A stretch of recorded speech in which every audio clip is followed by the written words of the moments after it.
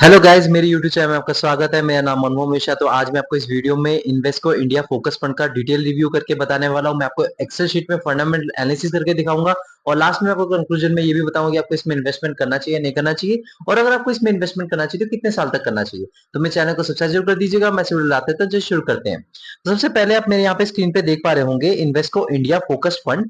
इसका अगर आप लॉन्च ऑन डेट देखें तो 29 सितंबर 2020 है। मतलब अगर आप इस फंड को देखा जाए तो 4.1 इयर्स हो चुके हैं लॉन्च होते होते। मतलब अगर इसका कैटेगरी रिटर्न देखिए 4.1 इयर्स तक तो 32.7% तक का रिटर्न है। और अगर आप इस फंड का रिटर्न देखिए 4.1 इयर्स का तो 31.75% तक का रिटर्न है। मतलब इसने अपने कैटेगरी बीटिंग रिटर्न नहीं दिया है। भले ही आप बोले यार ये बहुत ही मैसिव रिटर्न है, बहुत ही अच्छा खासा रिटर्न है, कंटिन्यूसली 4 साल तक आपको 32% तक का रिटर्न दे रहा है, तो क्या इसमें खराबी है? डेफिनेटली कोई खराबी नहीं है, ये एक अच्छा खासा रिटर्न है। लेकिन एक कैटेगरी बीटिंग रिटर्न होना बहुत जरूरी होता है, क्योंकि यहाँ पे अगर आप देखें तो इसने अपने बेंचमार्क या फिर अपने कैटेगरी बीटिंग रिटर्न नहीं दे रखा है। तो इसके आसपास ही रिटर्न है, कोई ज्यादा डिफरेंस नहीं है। लेकिन एक रिटर्न के मामले में तो मैं यहाँ पे थोड़ा सा नेगेटिव फीडबैक दूंगा, ज्यादा नेगेटिव फीडबैक नहीं है, थोड़ा सा रहेगा कि कैटेगरी बीटिंग रिटर्न नहीं है। और लेकिन रिटर्न के मामले में मैसिव रिटर्न है, डेफिनेटली है। अगर मान लीजिए अपनी इसमें 1,000 रुपए इन्वेस्टमेंट किया होता कंटिन्यूसली 3 साल तक हर महीने, तब का जो अमाउंट डिपॉजिट था वो 36,000 रुपीज, और 36,000 रुपीज आपको कन्वर्ट होकर बन गया होता 51,786 रुपीज। मतलब पैसा आपका डबल नहीं हुआ होता, लेकिन जो भी है एक अच्छा खासा रिटर्न आप देख पा रहे हैं कि मतलब पैसा जो आपको बढ़ोतरी मिली होती 3 साल में। अगर मान लीजिए अपने इस फंड में ना इन्वेस्टमेंट करके अपने गोल्ड में इन्वेस्टमेंट किया होता तो गोल्ड में जो अमाउंट आपका डिपॉजिट होता है वो 36,000 रुपीज, और 36,000 रुपीज आपका कन्वर्ट होकर बन गया होता 46,227 रुपीज में। तो आप देख पा रहे हैं कि मतलब जो इस फंड का जो और गोल्ड का जो है डिफरेंस 5,000 के करीब करीब पर डिफरेंस है। तो आपको इन्वेस्टमेंट की ताकत देख पा रहे होंगे। अगर मान लीजिए आपने इस फंड में ना इन्वेस्टमेंट करके आपने एफडी किया होता तो एफडी में आपका जो अमाउंट डिपॉजिट होता है वो 36,000 रुपीज, और 36,000 रुपीज 3 साल बाद कन्वर्ट होकर बन गया होता 40,162 रुपीज। मतलब सिर्फ 4,000 रुपए आपके बड़े होते, वो भी 3 साल में। तो आप देख पा रहे हैं कि इन्वेस्टमेंट की ताकत मतलब इस फंड में अगर आप देखें तो इससे बेटर जो है वो गोल्ड है, और गोल्ड से बेटर तो ये पर्टिकुलर फंड है, इसने अच्छा खासा रिटर्न दे रखा है। इसका रिटर्न वर्सेस कैटेगरी की बात करते तो डेफिनेटली रिटर्न हाई है, और रिस्क वर्सेस कैटेगरी बात करें तो डेफिनेटली रिस्क भी हाई है। देखिए कैटेगरी की बात करें तो कैटेगरी से ये ज्यादा रिस्क लेके चल रहा है, और आपको रिटर्न भी थोड़ा बहुत कम देके मतलब कैटेगरी बीटिंग रिटर्न नहीं दे रहा है। तो यहाँ पे अगर आप रिस्क वर्सेस रिटर्न की बात करें तो देखा जाए बीटा जो है इसका अगर आप देखें तो 0.94 है, और कैटेगरी का देखा जाए तो 0.92 है। तो मैंने आपको हर एक वीडियो में बता रखा है, जो बीटा बेसिकली आपको बताता है कि आपका वॉलेटिलिटी कितना है with respect to its benchmark. तो यहाँ पे अगर आपको 1 से नीचे हो तो ठीक ठाक माना जाता है, तो यहाँ पे 1 से नीचे है, कैटेगरी का 0.92 है, लेकिन इस फंड का देखा जाए 0.94 है। तो कैटेगरी से ये ज्यादा रिस्क लेके चल रहा है, ज्यादा वॉलेटिलिटी आपको इसमें देखने को मिलेगी आज कंपेयर टू कैटेगरी, और कैटेगरी बीटिंग रिटर्न भी नहीं है। तो यहाँ पे एक नेगेटिव फीडबैक रहेगा। डेफिनेटली इसके आसपास रिटर्न आप मान सकते हैं, और यहाँ पे जो कैटेगरी का अगर आप देखें और इस फंड का अगर आप बीटा भी देखें तो आसपास ही है। हाँ, मेजर डिफरेंस नहीं है, लेकिन अगर आपको रिस्क थोड़ा ज्यादा देखने को मिल रहा है, ज्यादा वॉलिडिटी देखने को मिल रहा है, तो रिटर्न भी आपको थोड़ा ज्यादा देखने को मिलना चाहिए। तो यहाँ पे एक नेगेटिव फीडबैक रहेगा। तो यहाँ पे अगर स्टैंडर्ड डिविएशन की बात करें तो स्टैंडर्ड डिविएशन आपको बेसिकली बताता है कि आपका जो एवरेज रिटर्न है उससे कितना प्लस जा सकता है, कितना माइनस जाता है, मतलब उसकी एक रेंज बताता है। तो यहाँ पे अगर आप इस फंड का देखें तो 14.57 है, और कैटेगरी का देखें तो 14.1 है। तो ये जितना कम हो वो ही अच्छा माना जाता है। तो बेसिकली आप इसे पता कैसे लगाते हैं, देखिए आपको अगर मान लीजिए इस पर्टिकुलर फंड का एवरेज रिटर्न 20% है, मतलब जैसे एग्जांपल दे रहा हूँ, तो अगर आपका स्टैंडर्ड डिविएशन 14.57 है तो आप 20 प्लस 14.57 कर दीजिए, मतलब आपको कितना 34.57% तक का रिटर्न मिल सकता है। या फिर आप 20 से माइनस कर दीजिए 14.57%, मतलब वो करीब करीब 5% तक का रिटर्न मिल सकता है। तो ये जो आपका जो एक रेंज बताता है कि आपको इस साल कितने परसेंट तक का रिटर्न इस रेंज के बीच में आपको मिल सकता है। तो यहाँ पे अगर देखा जाए कम हो तो ज्यादा अच्छा है, तो यहाँ पे देखा जाए तो कैटेगरी थोड़ा कम है लेकिन इस फंड का ज्यादा है। तो अब एक बार रिस्क भी ज्यादा लेके चल रहा है और रिटर्न भी कैटेगरी से कम है, तो यहाँ पे थोड़ा सा नेगेटिव फीडबैक रहेगा। अब यहाँ पे अगर मान लीजिए आप इन्वेस्टमेंट करना चाहते हो, आप मिनिमम एसआईपी 500 रुपीज से कर सकते हैं, जो कि पॉजिटिव फीडबैक है कि आजकल स्टूडेंट लोग भी एसआईपी करते हैं, कम पैसे से करते हैं। तो देखिए स्टूडेंट लोग तो कम पैसे से ही इन्वेस्टमेंट करेंगे, तो 500 रुपीज डेफिनेटली एक अच्छा खासा रीजनेबल मिनिमम इन्वेस्टमेंट है। तो यहाँ पे अगर आप मान लीजिए आप लमसम करना चाहते हो 1,000 रुपीज से आप लमसम कर सकते हैं, जो कि बहुत बढ़िया है।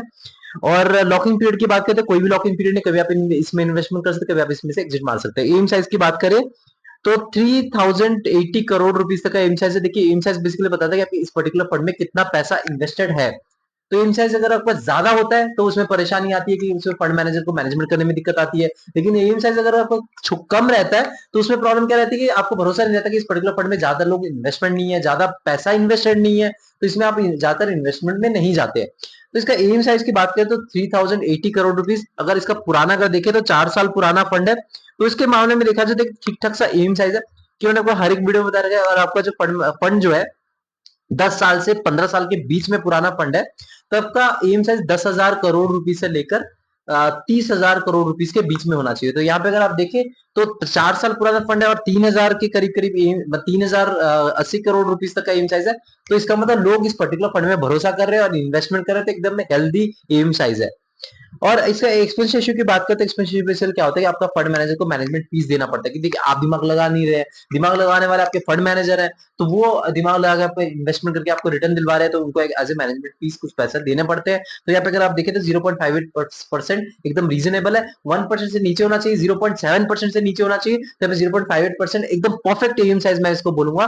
क्योंकि देखिए लॉन्ग रन में 1% अगर आपका एम साइज भी अगर आपका एक्सपेंस रेशियो रहता है तो लॉन्ग रन में आपका लाखों करोड़ों का डिफरेंस बन जाएगा और आप उसको as a fees management fees देते रहेंगे फंड मैनेजर को। तो यहाँ पे 0.58% एक अच्छा खासा इसको आप मान सकते हैं। टैक्स इन्फॉर्मेशन की बात करते हैं, आपने एक साल पहले आपने एग्जिट मान लिया, प्रॉफिट बुकिंग कर ली, तो आपको 20% तक का टैक्स देना पड़ेगा। और अगर आपने एक साल के बाद आपने होल्ड करके रखा और एग्जिट मारा तो आपको 12.5% तक का टैक्स देना पड़ेगा प्रॉफिट पे। ये अगर आप इंडियन इनकम टैक्स लैब में आते हैं तभी आप देंगे। और आपने एक साल पहले एग्जिट मार लिया तो आपको 1% तक का एग्जिट लोड देना पड़ेगा, और एक साल के बाद आपने एग्जिट मार लिया तो आपको कोई एग्जिट लोड देने की जरूरत ही नहीं है। सबसे मेन बात पे आते हैं वो है मार्केट कैपिटल। तो मार्केट कैपिटल की बात करते हैं, मिड कैप में 26.49% तक का एलोकेशन है, स्मॉल कैप में 12.01% तक का एलोकेशन है, लार्ज कैप में इसका 55.85% का एलोकेशन है, और डेप्ट एंड अदर्स में 5.7% का एलोकेशन है। देखिए मैं आपको एक चीज बता दूं, ये जो फंड है ना फोकस्ड फंड है। फोकस्ड फंड मतलब इसमें सेबी का जो गाइडलाइन है 30 स्टॉक्स आप इसमें मैक्सिमम ले सकते हैं। स्टॉक्स है 30 जो कंपनी के जो स्टॉक्स हैं उस पे ही ज्यादातर इनका फोकस रहता है और इसी में ही रिटर्न आपको मिलते हैं। तो यहाँ पे जो आपका जो फंड जो आपको ये जो म्यूचुअल फंड है ज्यादा कॉन्सेंट्रेशन मतलब जो कॉन्सेंट्रिक कहते हैं ना, मतलब ज्यादा फोकस्ड रहता है इस तीन जो फंड में, तो ज्यादातर आपका ये ज्यादा रिस्की बन जाता है क्योंकि आपका जो 30 स्टॉक है वो अच्छा खासा परफॉर्मेंस देंगे, आपको अच्छा खासा रिटर्न देगा। ये नहीं कि मतलब ये 30 ही रखे, मतलब 29 भी ले सकते हैं, 28 भी ले सकते हैं, इसके अंदर ही इनको लेना होता है।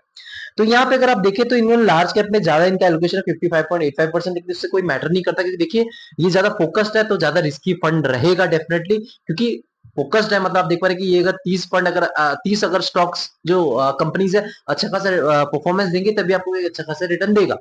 तो यहाँ पे अगर आप देखें तो मार्केट कैपिटल लार्ज कैप में थोड़ा ज्यादा होना चाहिए, तो यहाँ पे देखा जाए थोड़ा ज्यादा इन्होंने मतलब इन्वेस्टमेंट इनका है, तो डेफिनेटली यहाँ पे एक पॉजिटिव फीडबैक दूंगा। और इनके मामले मार्केट कैपिटल के मामले में कोई ज्यादा प्रॉब्लम नहीं है, फोकस्ड है तो डेफिनेटली रिस्की फंड रहेगा, तो डेफिनेटली यहाँ पे तो डाइवर्सिफिकेशन में कोई ज्यादा इतना मैटर नहीं करेगा। ये इनका जो क्या नाम है आपका फंड मैनेजर का जो पर्टिकुलर स्टॉक जो इन्होंने चूज किया है उसी का फंडामेंटल एनालिसिस ज्यादा इसमें मैटर करता है। तो अपने सेक्टरल एलोकेशन की बात करें तो यहाँ पे इंडस्ट्रियल सेक्टर में इनका 27.60% का एलोकेशन है, टेक्नोलॉजी सेक्टर में 19.24% का एलोकेशन है, फाइनेंशियल सर्विसेज में 18.62% का एलोकेशन है, कंज्यूमर साइक्लिकल में 7.32% का एलोकेशन है, हेल्थ केयर सेक्टर में 6.18% का एलोकेशन है, उसका बेसिक मेटल्स में 5.70% का एलोकेशन है, और कंज्यूमर डिफेंसिव में 3.96% का एलोकेशन है। तो देखा जाए तो तीन सेक्टर है ना, industrial sector, technology sector, financial services sector.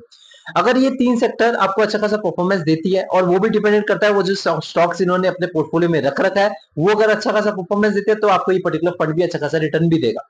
तो यहाँ पे कॉन्सेंट्रेशन जो है ना बहुत ज्यादा है, मतलब आप देख पा रहे फोकस रहता है टोटल 3 स्टॉक्स में, तो सॉरी 30 स्टॉक्स में 30, तो 30 स्टॉक्स के अंदर अगर आपको एक अच्छा खासा रिटर्न देगा तो ये एकदम रिस्की फंड है।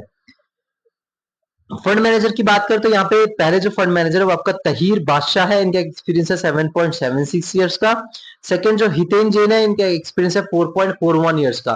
तो देखा जाए एक्सपीरियंस के मामले एकदम परफेक्ट है। देखिए फंड मैनेजर एक एक्सपीरियंस होना बहुत जरूरी होता है, क्योंकि आप इनके पॉजिटिव, इनके जो पास्ट रिटर्न आप ट्रैक कर पाएंगे और इनके बारे में आप जान पाएंगे कि हाँ ये कैसे स्ट्रेटेजी फॉलो करते हैं, तभी आप जाके इसमें इन्वेस्टमेंट कर पाएंगे। तो देखा जाए यहाँ पे एक जो फंड मैनेजर है, दोनों के दोनों फंड मैनेजर है वो ज्यादा एक्सपीरियंस है, 7.76 ईयर्स के एक है और दूसरे जो है वो 4.4 ईयर्स के एक्सपीरियंस है। तो इसके मामले में इसको पॉजिटिव फीडबैक दूंगा। और रेटिंग के मामले में देखा जाए 4/5 रहेगा with respect to its category. जी हाँ, देखिए कैटेगरी जो बताया ना, मतलब जो इसी के रिलेटेड जो फंड्स है, मतलब फोकस फंड है, तो इसको मैं ये रेटिंग दूंगा।